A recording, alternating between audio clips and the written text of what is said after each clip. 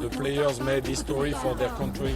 Ça te fait quoi, Hervé, de réentendre ces buts en VO face à l'Argentine lors de la Coupe du Monde 2022 ? Ça restera toujours émouvant. C'est un match qui va rester dans l'histoire à jamais, notamment et principalement l'histoire de l'équipe nationale saoudienne.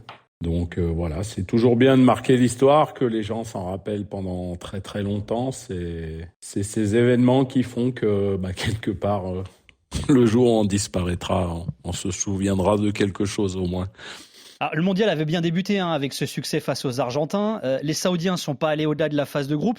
Quel bilan tu fais du mondial de l'Arabie Saoudite ? Est-ce que c'est une réussite pour toi ? L'idée première, c'était de donner une belle image du football saoudien, sans pression particulière. Ça a même été annoncé par les plus hautes sphères de l'État, donc notamment son prince MBS, qui nous a pas mis de pression particulière, juste faire le mieux possible. Et bien sûr, nous, notre mot d'ordre, c'était de rêver à ces huitièmes de finale. On n'a pas réussi à le faire. Ça ne s'est pas joué à grand-chose, mais en football, le pas grand-chose, parfois, c'est un espace qu'il faut réussir à combler au fil des années. Et c'est ce que l'Arabie Saoudite va essayer de faire dans les prochaines années. Alors justement, c'est quoi l'objectif maintenant de l'Arabie Saoudite, Hervé Renard ? Il y a notamment la Coupe d'Asie des Nations qui va se jouer au Qatar encore l'été prochain. Oui, c'est un objectif, bien sûr. Je pense qu'on fait partie, sans être trop prétentieux, des meilleures équipes asiatiques. Donc forcément, il faudra aller à cette Coupe d'Asie avec de l'ambition. Mais il y a des clients très très sérieux, notamment notre adversaire en phase de groupe pour la qualification pour cette Coupe du Monde, le Japon, qui, à mon avis, est aujourd'hui la meilleure équipe en Asie et qui sera difficile à battre. Donc voilà, c'est toujours comme dans toute compétition, des incertitudes, beaucoup d'attentes. C'est dans un an, c'est à la fois assez loin, mais pas très loin. Donc travaillons bien cette année pour faire et continuer à faire rêver la population saoudienne.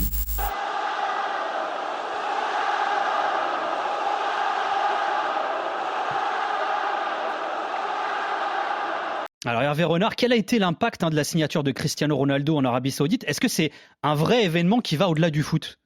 De par la carrière de Cristiano Ronaldo, de par l'impact médiatique qu'il a surtout, c'est quelque chose qui est même indéfinissable.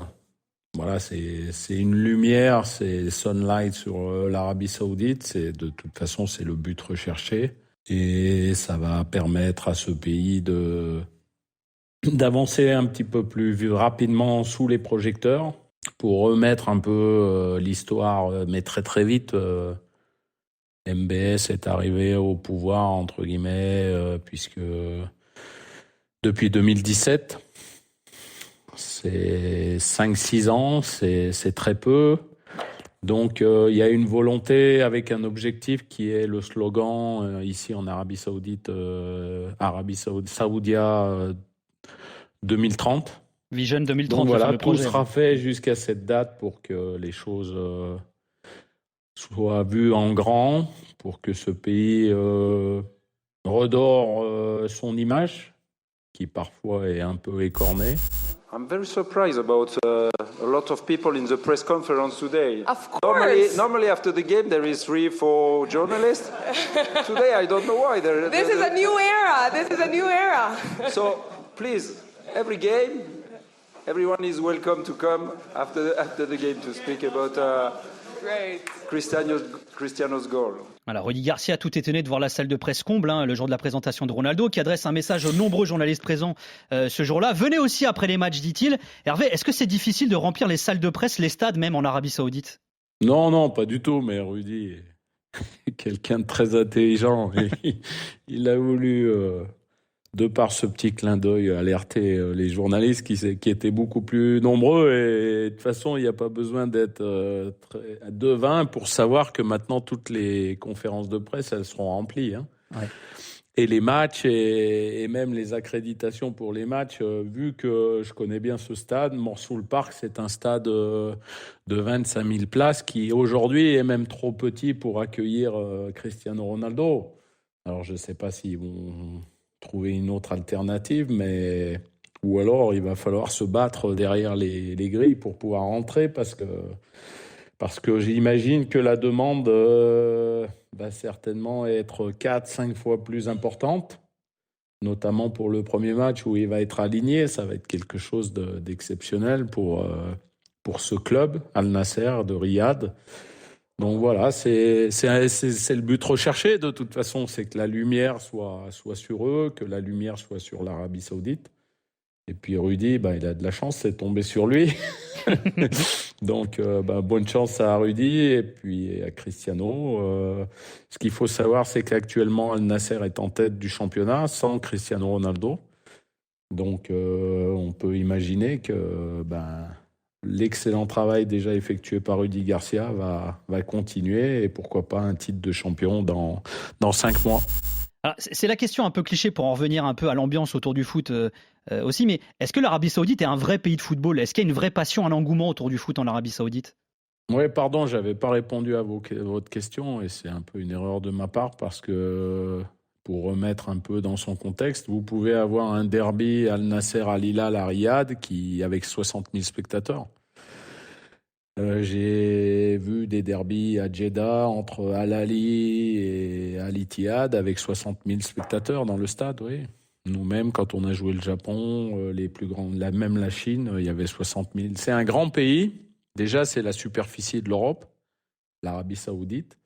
Et c'est un grand pays de football qui est méconnu en Europe, qui est méconnu peut-être à travers le monde parce que son équipe nationale n'a jamais réussi de grandes performances, mais c'est difficile. Ils ont passé une fois le premier tour pour aller en 8e de finale d'une Coupe du Monde. Donc c'est aussi ça l'impact d'un football. Et puis il n'y a aucun joueur qui s'exporte à ce jour. Il faudrait que ça change.